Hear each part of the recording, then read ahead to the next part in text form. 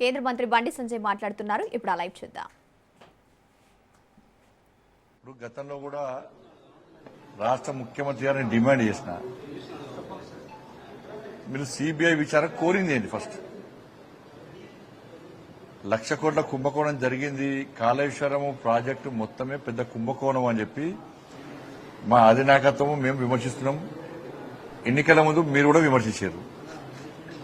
కానీ ఇప్పుడు ఏమంటున్నారు? కాళేశ్వరం మొత్తము కుంభకోణం కాదు, కేవలము సుందిల్లా, మేడిగడ్డ అన్నారు. ఈ 3 మాత్రమే విచారణ జరపాలి. దీని విలువ ఎంత? 9,000 కోట్లే. మీరు అడిగిన విచారణ కదే, కొండను తల్లి ఎలకలు కూడా పట్టలే మీరు. దాని మీద ముఖ్యమంత్రి గారు మాట్లాడాలని చెప్పి మేము భారతీయ జనతా పార్టీ గతం నుంచి డిమాండ్ చేస్తున్నది. బట్ ఇలా మా భుజం మీద పెట్టి మీరు కాల్స్తా అంటే మేము అమాయకులం కాదు. నేను మళ్ళీ అంటున్నా, మీకు చేత కాదా? నీకు పౌరుషం లేదా, రేషన్ లేదా, రోషన్ లేదా చెప్పు. నాతో కాదు, నాతో చేత కాదు. ఇదే ఫైనల్. ఈ 9,000 కోట్ల జాలిగా కాళేశ్వరం మొత్తం మంచి ప్రాజెక్టే, మిగతా అంతా చాలా మంచి ప్రాజెక్ట్ అని ఒప్పుకుంటే ఒప్పుకో. మరి నువ్వు కోరి విచారణ కోరిందాలని నీకే క్లారిటీ లేదు, రాష్ట్ర ప్రభుత్వానికే క్లారిటీ లేదు. మీకు దేనికి ఉపయోగపడుతుందంటే కేంద్రాన్ని విమర్శించడానికి మాత్రమే ఉపయోగపడుతున్నది. కానీ అవినీతిని బయటపెట్టడానికి ఆ నివేదిక ఏం ఉపయోగపడుతుంది వాళ్ళు చేసిన రిపోర్ట్ కూడా. కానీ ప్రజలు అర్థం చేసుకోవాలి, ప్రజలు అందరూ అర్థం చేసుకున్నారు కూడా. కానీ ఈ ముఖ్యమంత్రి గారికి ఇప్పుడు బీఆర్ఎస్ పార్టీ, కాంగ్రెస్ పార్టీ ఒక్కటనే విషయం వాస్తవం. మీరు చూడండి, అసెంబ్లీ చూడండి, మైనింగ్ స్కామ్ జరిగింది అని బీఆర్ఎస్ అంటారు. అనగానే మరి 10 సంవత్సరాలు దిద్దామా అంటారు. ఇప్పుడు ఇంకో స్కామ్ అంటారు, మళ్ళీ 10 సంవత్సరాలు దిద్దామంటారు. అంటే మీరు 10 సంవత్సరాలు దోసుకున్నారు, మీరు 2 సంవత్సరాలు దోసుకుంటున్నాము. మీరు అడగద్దు, మేము అడగాం. ఇది క్లారిటీ. 10 సంవత్సరాలు మీరు దోసుకున్నారు, 2 సంవత్సరాలు మేము దోసుకుంటాం, తప్పేంది అంటున్నారు కాంగ్రెస్ వాళ్ళు. తెలంగాణ సమాజం ఆలోచించాలి. దేని మీద విచారణ జరగరు, విచారణ అంతా వట్టిదే. ఇంతవరకు ఎన్ని విచారణ జరిపి 2 సంవత్సరాల ఎన్ని నివేదికలు వచ్చినాయి? కేసీఆర్ కుటుంబం మీద బీఆర్ఎస్ పార్టీ నాయకుల ఏం చర్యలు తీసుకున్నారో చెప్పాలి.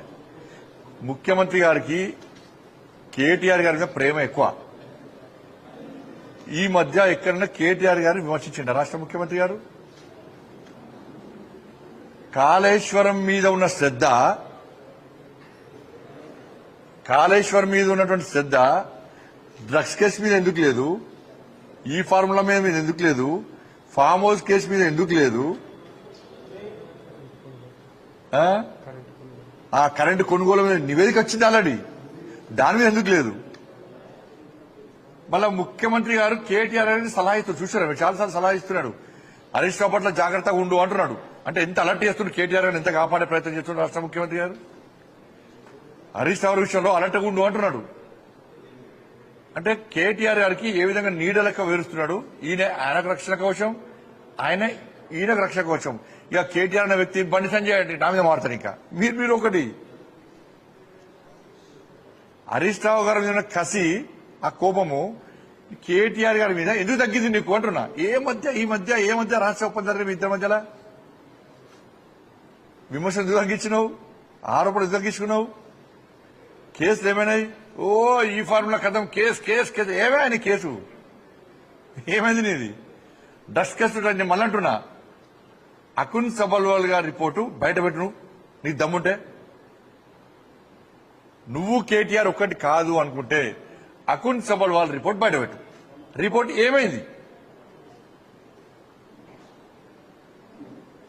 రిపోర్టు మాయం చేసింది ఎవరు? పట్టుకరా. నువ్వు మళ్ళా విచారణ జరపకియా. నువ్వు విచారణ ఏమద్దు, డ్రగ్స్ విచారణ జరపకు. నువ్వు అకున్ సబల్వాల్ రిపోర్ట్ బయటపెట్టిందంటే తెలుసు. రాష్ట్ర ముఖ్యమంత్రి, ఒక ముఖ్యమంత్రి స్థాయి వ్యక్తి అకున్ సబల్వాల్ రిపోర్ట్ ఏమిచ్చో తెలుసు, దాన్ని ఎవరో తెలుసు. ఆ వ్యక్తిని కాపాడే ప్రయత్నం చేస్తున్నాడు. కాబట్టి ఇద్దరు ఒకటే.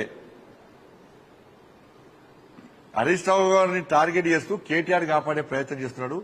దీని ద్వారా ఏం చేస్తున్నాడంటే కేటీఆర్ ను కవితక్కని కలిపే ప్రయత్నం చేస్తున్నాడు. కానీ కవితక్క కలిసలేదు, పార్టీ అనౌన్స్ చేస్తున్నాడు. మరి ఈ శ్రద్ధ ముఖ్యమంత్రి గారికి ఎందుకంటే భవిష్యత్తులో బీఆర్ఎస్, కాంగ్రెస్ మనం కలిసి పోటీ చేద్దాం. హరీష్ రావు గారు ఒక్కటి పక్కకు పెడదాం, నువ్వు కవితక్క కలిసి ఉండండి, మనం కలిసి ఉందాం, మనం కలిసి పోటీ చేద్దామన్న ఆలోచన ముఖ్యమంత్రి గారిది. వీళ్ళు ఒక్కటై ఉంట బీజేపీ బీఆర్ఎస్ ఒకటి, బీజేపీ బీఆర్ కరీంనగర్ కాంప్రమైజ్ ఎవరు? మీరిద్దరే కదా. కాబట్టి వీళ్ళు ఇద్దరు కలిసి ఉంటారు.